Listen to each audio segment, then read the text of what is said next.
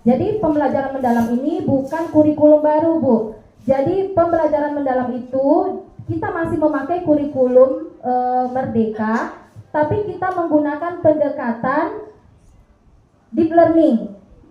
Bagaimana pendekatan deep learning itu? Pendekatan dengan menekankan pada penciptaan suasana belajar dan proses pembelajaran yang berkesadaran, bermakna, dan mengembirakan melalui olah pikir, olah hati, dan olahraga secara holistik dan terpadu. Jadi kita mengutamakan bagaimana suasana belajarnya. Oke, terus lagi. Nah, di sini ada rumus pembelajaran mendalam 8334. Apa yang 8334? Yaitu 8 dimensi profil lulusan. Pertama, keimanan dan ketakwaan kepada Tuhan Yang Maha Esa, kewargaan, penalaran kritis, kreativitas, kolaborasi, kemandirian, kesehatan, dan komunikasi. Terus, tiganya apa? 3 prinsip pembelajaran mendalam, yaitu berkesadaran, terus bermakna, dan menggembirakan. Berkesadaran di mana anak itu tahu dia tahu tujuan belajarnya apa, untuk apa, dan bagaimana. Terus ada 3 pengalaman pembelajaran mendalam. Apa yang 3 itu? Pertama, memahami. Kedua, mengaplikasikan. Ketiga, merefleksi. Oke, lanjut lagi. Ada 4 kerangka pembelajaran. Ya, pertama, praktik pedagogik. 2, lingkungan pembelajaran. 3, pemanfaatan digital. 4, kemitraan pembelajaran. Nah, sebelum kita lanjut, kita akan ulang adalah segalanya. Ya, kenapa segalanya? Karena pola pikir akan mendikte tindakan yang dilakukan. Jadi apa yang kita pikirkan akan mendikte apa yang akan kita lakukan, serta akan menentukan hasil yang diperoleh. Jadi ada pola pikir. Bentar Bu Amina.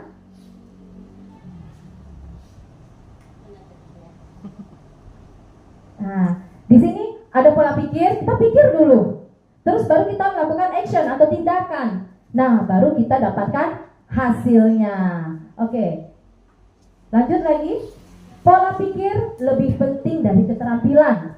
Nah, jadi pola pikir itu lebih penting daripada keterampilan. Jadi ini, makanya pada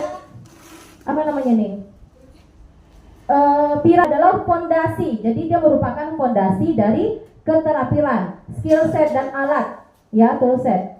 Pola pikir merupakan cara melihat dan cara berpikir saat menghadapi masalah. Nah, pola pikir itulah yang menentukan bagaimana cara kita mengambil suatu tindakan. Pola pikir juga berperan untuk memperluas cara seseorang dalam melihat dan berpikir. Itu merupakan kumpulan keyakinan yang akan menentukan cara seseorang melihat dan berpikir terhadap sebuah kejadian atau peristiwa. Oke.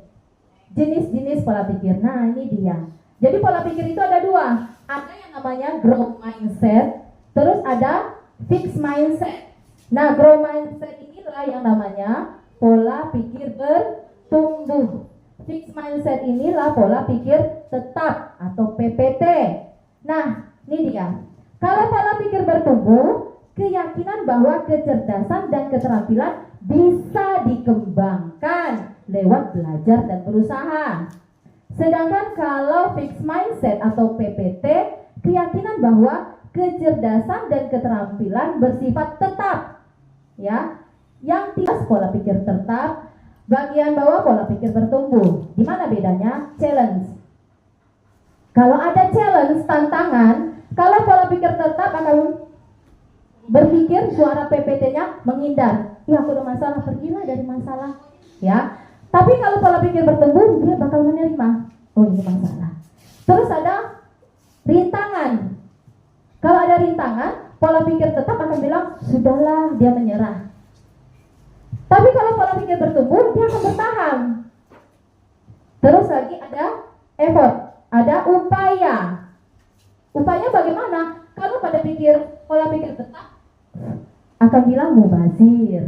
Ya udahlah, kalau aku kayak gini ya percuma juga, sia-sia, nggak ada hasilnya. Jadi udah skeptis duluan. Terus Tapi kalau ya pesimis, tapi kalau orang pola pikir bertumbuh dibilang ini adalah sebuah peluang. Nah, terus ada ketika dikritik. Nah, ketika orang dikritik, kalau orang yang punya PPT, dia akan menganggap ini adalah sebuah serangan untuk dia. Tapi kalau orang berpikir bertumbuh PPB, dia akan berpikir bahwa kritik itu adalah informasi untuk dia, bukan suatu serangan. Jadi saya juga belajar kalau orang kritik ya kita terima itu sebuah informasi. Jadi bukan dianggap sebuah serangan. Terus ada success others. Nah, ini dia. Ya, kalau orang lain berhasil, kalau orang PPT bilang itu ancaman. Ya, atau iri lah ya, dia berhasil, itu ancaman ya. Tapi kalau PPB dia akan terinspirasi, oh orang itu berhasil, aku mau juga lah seperti itu.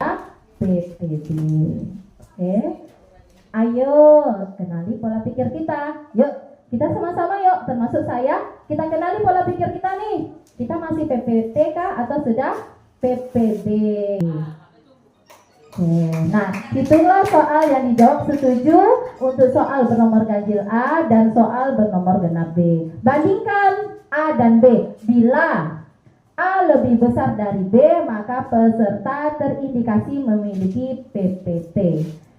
Yang kedua, A sama dengan B, maka peserta terindikasi memiliki pola pikir campuran. Ya, yang ketiga A lebih kecil dari B, maka peserta terindikasi memiliki PPB. Ya, Bapak Ibu. Nah, kalau kita campuran ya, karena 1 2 kita udah setuju tadi ya. Oke, ya. Campur. Oke, lanjut. Nah, suara pola pikir tetap. Bagaimana ya suara pola pikir tetap itu? Nah, jadi pasti ketika kita ada masalah, suatu tantangan, ada rintangan, pasti ada yang seperti berbicara pikiran kita itu. Nah, kalau saya gagal berarti saya tidak mampu. Nah, itu suara-suara dari pola pikir tetap. Saya akan menolak saat menerima tugas yang belum pernah saya kerjakan, sebab risiko untuk gagal akan besar, ya Bu. Oke, terus kesalahan menunjukkan kelemahan saya sehingga harus dihindari demi menjaga nama baik. Saya hanya bagus dalam bidang tertentu saja dan tidak untuk bidang lainnya. Kecerdasan dan kemampuan adalah segalanya, akan menjadi faktor yang menentukan sukses tidaknya. Tuh, suara-suara di PPT. Kalau suara PBB yaitu, kalau saya gagal berarti saya harus belajar lalu mencoba lagi. Saya akan menerima pekerjaan yang belum pernah saya kerjakan, sebab ini adalah peluang untuk belajar dan mengembangkan potensi. Nah, ini untuk apa? Untuk ketika kita melihat siswa ya Bu, Bapak Ibu, untuk melihat peserta didik. Nah, contohnya umpamanya ada anak yang ikut Olimpiade.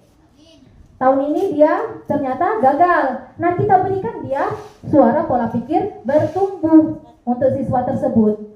Ya, jadi kita kasih dia suara-suara seperti itu, nggak apa-apa nak. Ya, kita pilih di sini. Kalau kamu gagal, bukan berarti kamu ya tidak bisa, tidak mampu. Nah, ya, kamu harus lebih semangat belajar lagi untuk bisa ikut Olimpiade tahun depan. Nah, kita kasihkan mereka pola-pola pikir yang bertumbuh. Atau anak-anak yang menurut kita ketika belajar kemampuannya. Bagaimana cara atau prosedur intervensi pola pikir? Jadi saat melihat ada murid yang mau menyerah, ketika menemui tantangan atau kesulitan, ya, segera dorong dia untuk mencoba lagi. Ini untuk peserta didik kita. Terus pada saat murid mau mencoba lagi, segera beri pujian proses. Nah, kamu sudah bekerja keras nak, nah itu sudah bagus ya. Jadi prosesnya, usahanya yang kita hargai, bukan nilainya, hasilnya itu ya Bu. Terus lalu jelaskan kepada murid tersebut tentang PPT dan PPP dan perbedaan utamanya pada saat. Terus kita buat komunitas belajar. Nah, komunitas belajar merupakan fondasi utama untuk mengembangkan PPB di sekolah.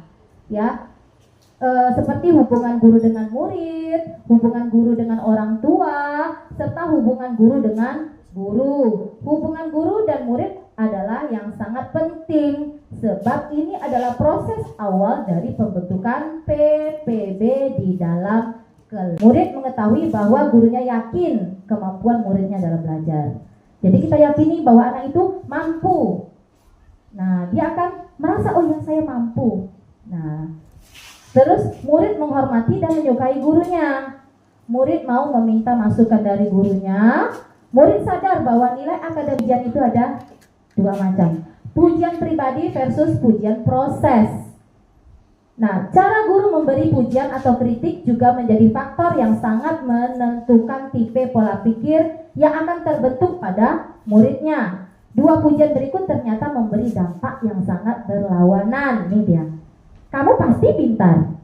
Nah, itu pujian pribadi. Nah, ada lagi yang kamu pasti sudah bekerja keras.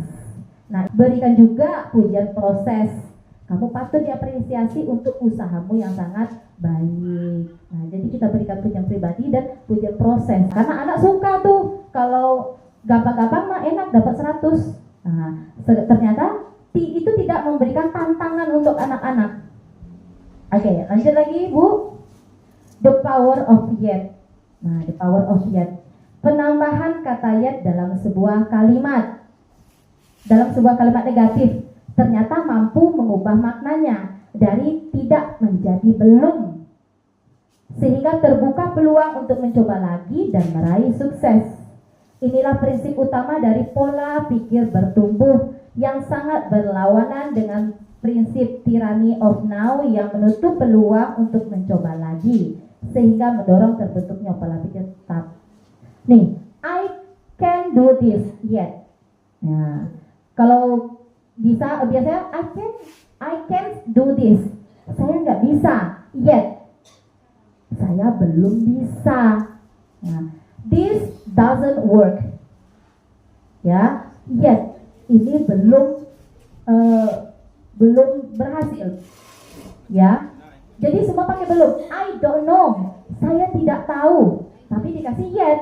I don't know yet. Saya belum tahu. Jadi tidaknya. It doesn't make sense yet. Jadi semua pakai yet. Jadi belum. Saya tidak bisa. Saya belum bisa. Ya, pakai yet ya Pak.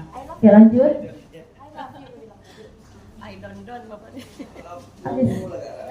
Lanjut. Oke. Nah, ini dia. Ada target performa sama target pembelajaran. Di dalam ruang kelas ada dua target, Bapak Ibu. Pertama, target performa untuk membuat seseorang terlihat pintar, seperti mendapatkan nilai A untuk bahasa Inggris. Tuh, dapat grade A.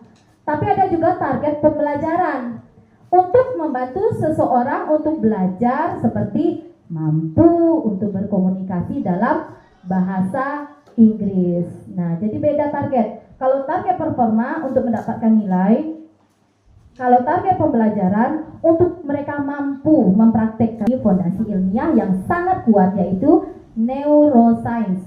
Murid yang mengalami kesulitan dalam belajar tapi terus bertahan dan mencoba lagi, ternyata akan memicu aktivitas otak sehingga membuat proses belajar berjalan dengan lebih baik dan efektif. Itu dia. Jadi nih, matematik mindset. Profesor Joe Boller dari Stanford University telah membuktikan bahwa murid yang melakukan kesalahan dalam menjawab soal matematika lalu mencoba lagi dapat memicu aktivitas otaknya. Hal ini tidak terjadi bila murid bisa menjawab soal secara benar dengan mudah. Satu lagi saya mau buat dulu tepuk PPT sama tepuk PPB. Ya, beda Bu. Tepuk PPT itu tepuk PPT. Tidak tahu, tidak bisa, ya sudahlah. Nah, tidak tahu, tidak bisa, ya sudahlah. Nah, terus tepuk PPB. Belum tahu, belum bisa, coba lagi. Bisa Bapak Ibu? Oke. Tepuk. Video. Ini apa video? Iya, bisa videonya dari depan biar kelihatan bapak ibunya.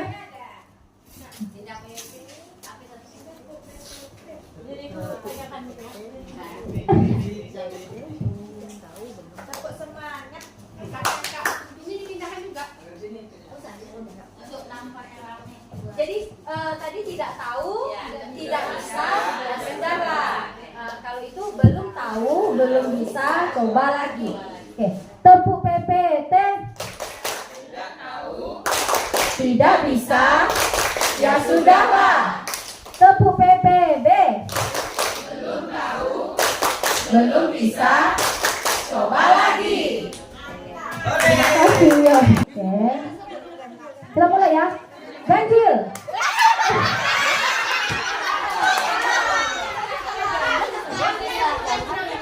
Ya, yang disebut yang angkat.